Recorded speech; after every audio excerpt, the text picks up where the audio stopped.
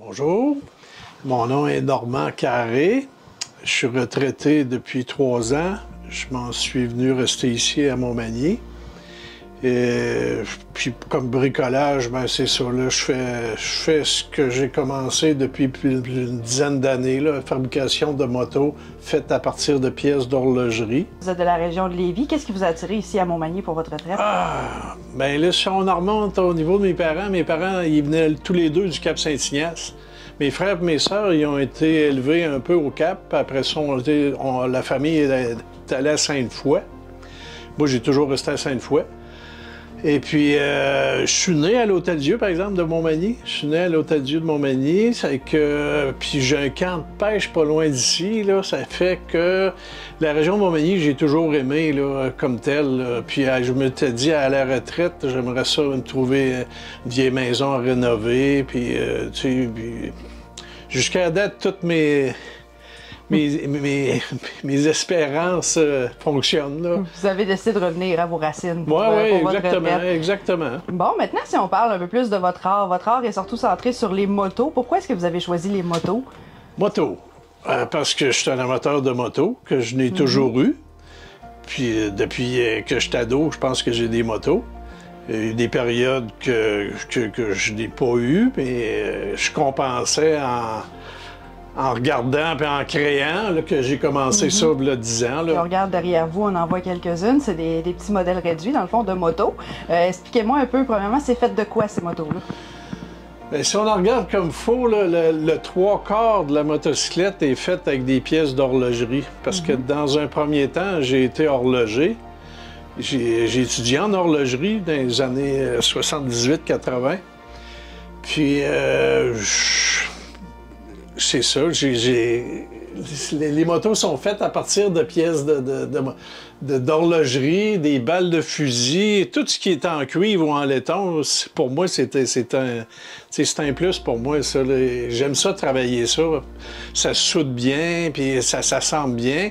Puis le trip des motos, ben ça a vraiment déclenché parce qu'après l'horlogerie, j'ai travaillé dans les moulins à papier pendant 32 ans. Okay. J'ai été hospitalisé pour les hanches, des opérations. C'est que là, je me suis retrouvé comme étant neutre. Là, j'ai associé les deux, à faire des motocyclettes avec des pièces d'horlogerie que j'avais en stock. Là, comme tu vois, j'en ai des tiroirs pleins de pièces puis tout ça. C'est que là, j'ai commencé ça.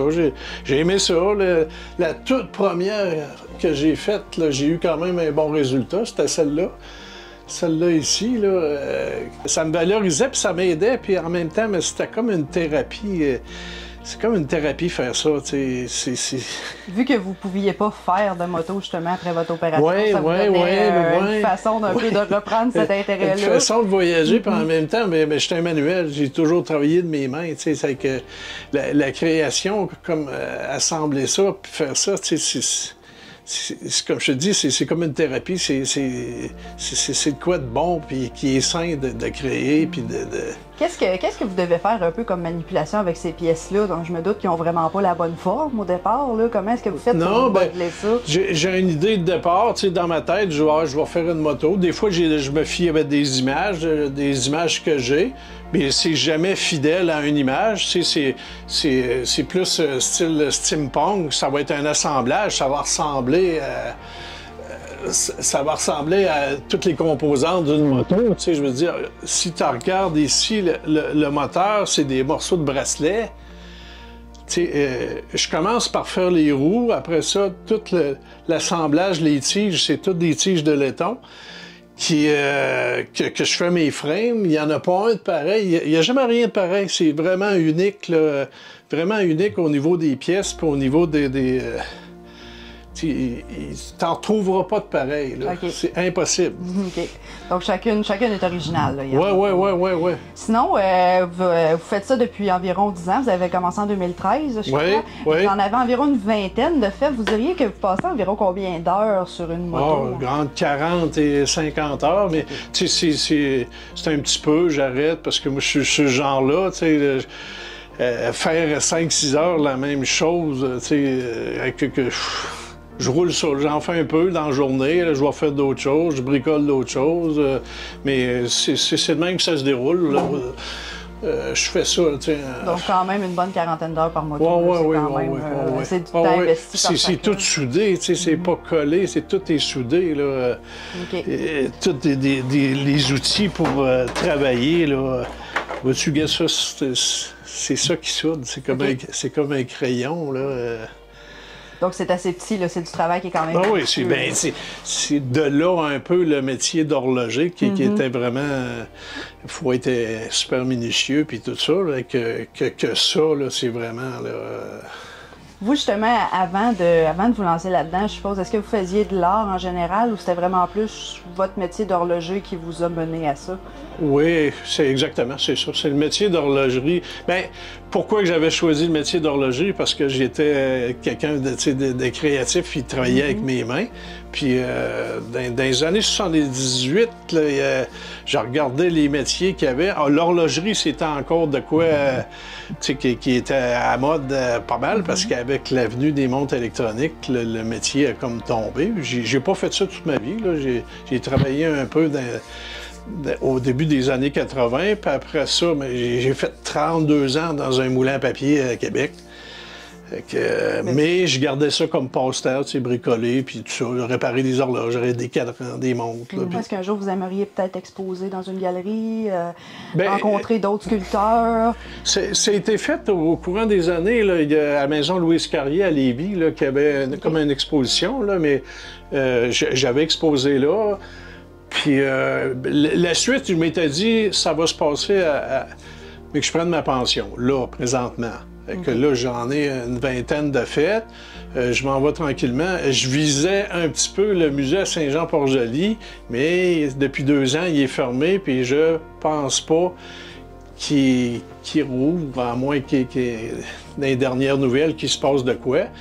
Que là, j'ai passé outre ça, mais c'était un petit peu ça mon cheminement. Je voulais amener ça pour que le monde voit ça, les exposer, tout ça, sans pas nécessairement les vendre, là, mais s'il y a quelqu'un vraiment intéressé, il y a toujours moyen de moyenner. Là, mais ça m'a servi plus de thérapie que Mais vous aimeriez quand même, vous êtes ouvert à montrer ce que vous faites. Là, sans en faire une carrière en tant que telle, vous aimeriez quand même que les gens puissent découvrir cette forme d'art. Exactement, oui. Exactement.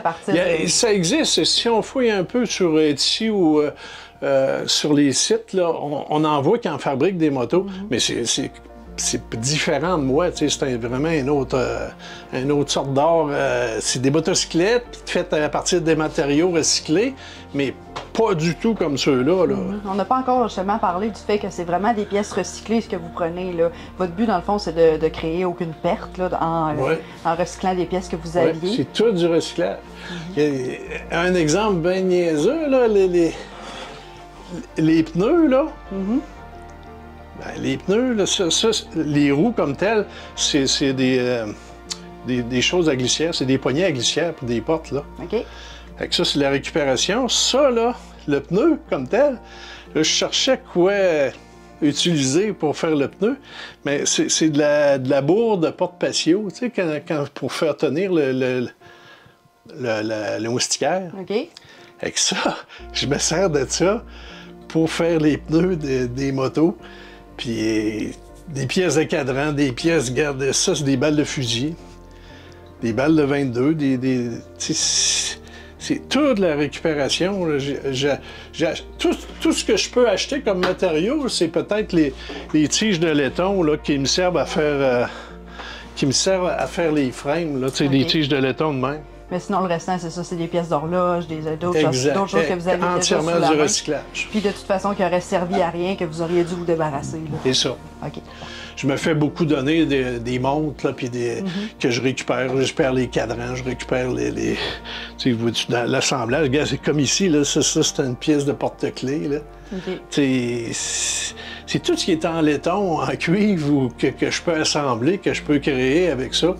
Mais c'est ça qui nourrit ma passion, là, le cuivre et le laiton. Ben, vois-tu que, en plus de faire des motos, je fais d'autres choses. Okay. Tu vois les petits bouquets ici, là? Bon, ça, c'est des pièces une balle de fusil avec des roues d'horlogerie. Ça, c'est des balles de 22, des vieilles résistances que je prends dans des appareils qui ne marchent plus. Que j'en crée des petits bouquets de fleurs.